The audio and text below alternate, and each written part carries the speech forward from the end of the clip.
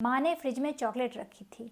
कुछ दिन बाद देखने गई तो वहाँ चॉकलेट नहीं था। माँ ने अपने दोनों बच्चों यानी सोनू और राजू से पूछा कि चॉकलेट किसने खाई। सोनू चुपचाप खड़ा रहा। राजू बोला, माँ चॉकलेट तो सोनू ने खाई है, लेकिन चॉकलेट की खुशबू अभी भी राजू के मुंह से आ रही थी। हो गए ना आप सब कंफ्यूज?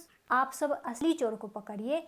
तब तक मैं आप सबको एक कहानी सुनाती हूँ। जी हाँ दोस्तों, मैं हूँ कल्पना और मैं दिल से स्वागत करती हूँ आप सभी का मेरे इस चैनल पर। बात उन दिनों की है जब महात्मा बुद्ध के धर्म का प्रचार प्रसार हो रहा था और उनके बहुत सारे अनुयायी शिष्य थे। इन दिनों महात्मा बुद्ध ने वैशाली में अपना एक शिविर लगाया हुआ था और अपने 2 शिष्य यानी करुणाकर और प्रभाकर को किसी काम के लिए नालंदा विश्वविद्यालय भेजा। उन दिनों पैदल यात्रा का चलन था। ये दोनों शिष्य अपना काम निपटाकर जब वापस लौट रहे थे तो इन्हें बड़ी तेज प्यास लगी और ये दोनों गंगा नदी के किनारे पानी पीने के लिए रुक गए। पानी पी के एक पेड़ के नीचे सुस्ताने लगे। थोड़ी ही देर में बचाओ बचाओ का स्वर सुनाई दिया। करुणाकर ने कहा, कोई डूब रहा है और वो बचाओ बचाओ कह रहा है, हमें उसकी सहायता करनी चाहिए। प्रभाकर ने कहा, नहीं नहीं, हम उसकी सहायता नहीं कर सकते हैं क्योंकि ये स्वर किसी स्त्री का है। कोई स्त्री डूब रही है। और क्या तुम्हें नहीं पता, हम ब्रह्मचर्य व्रत का पालन कर रहे हैं। अगर हमने उस स्त्री की जान बचाई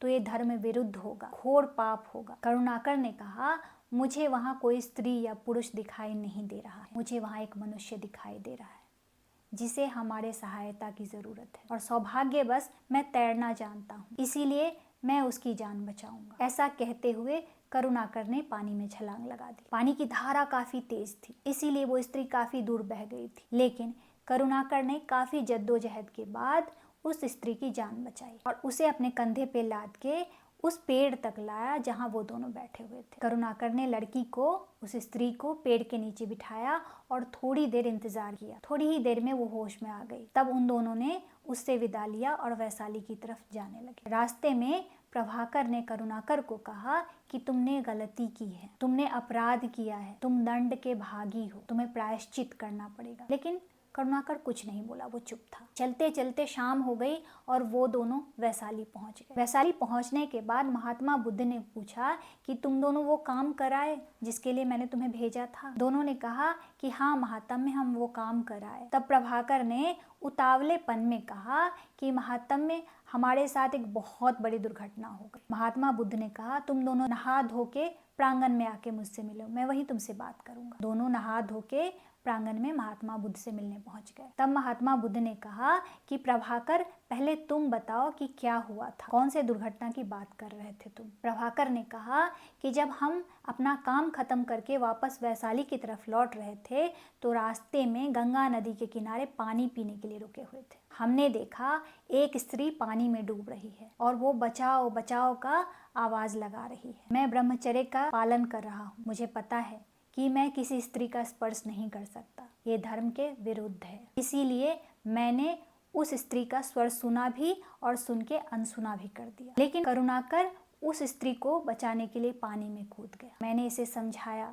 ऐसा मत करो, यह अपराध है, पाप है। लेकिन करुणाकर ने मेरी बात नहीं मानी और वो उस स्त्री को बचाने के लिए पानी के अंदर चला गया। तब महात्मा बुद्ध ने करुणाकर को पूछा कि करुणाकर, तुम अपनी सफाई में क्या कहना चाहते हो? करुणाकर ने कहा कि महात्म्य, वहाँ मुझे कोई स्त्री और पुरुष दिखाई नहीं दे रहा था, मुझे वहाँ एक मनुष्य दिखाई दे रहा था जिसकी जान खतरे में थी। मुझे वहाँ अपना धर्म दिखाई नहीं दे रहा था, मुझे अपना कर्म दिखाई दे रहा था कि मैं तैरना जानता हूँ और अपने सामने किसी को डूबता हुआ नहीं देख सकता हूँ। महात्म्य, मैं ब्रह्मचारी हूँ, मुझे पता है, और मैं अनुशासन में ही था, इसीलिए मुझे अपने क्रिया पर कोई लज्जा नहीं। अगर जो मैंने किया वो दंडनीय है तो मैं दंड भुगतने के लिए भी तैयार हूँ। ये सुन के महात्मा बुद्ध प्रभाकर की ओर मुड़े और पूछने लगे, प्रभाकर, तुम प्रत्यक्षदर्शी हो, तुम वहाँ पे उपस्थित थे जब ये सब कुछ चल रहा था, तो इस घटनाक्रम में कितना समय लगा? मतलब करुणाकर पानी में कूदा,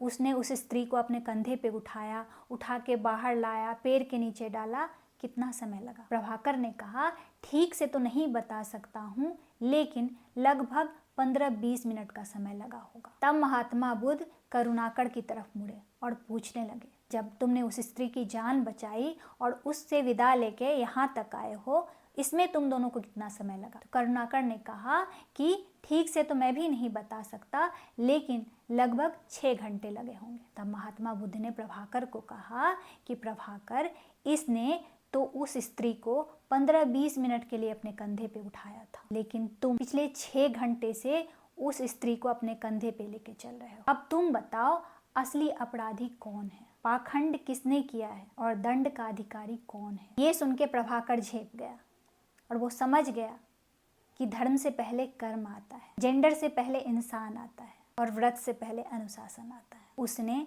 करुणाकर से क्षमा मांगी और महात्मा बुद्ध से भी। तो देखा आप सबने, हम इंसान हैं, इसीलिए इंसानियत की कद्र करनी चाहिए। हम धर्मयोगी हैं, लेकिन उससे पहले हमें कर्मयोगी होना चाहिए। हम किसी भी व्रत का पालन कर रहे हैं, लेकिन अनुशासन उससे पहले है। आशा करती हूँ मेरी ये कहानी आप लोगों को अच्छी लगी होगी। अगर लगी है तो मेरे चैनल को सब्सक्राइब कर लीजिए, वीडियो को लाइक कर दीजिए, शेयर कर दीजिए। अब आप सबसे विदा लेती हूँ, लेकिन जाने से पहले फिर से वही बात दोहराना चाहूँगी, हर नामुमकिन मोड़ से गुजर के जाना है, हौसलों से कह दो मंजिल खुद बनाना है। मिलती हूँ एक नई वीडियो में एक नई कहानी के साथ, तब तक के लिए आप सबको जय हिंद।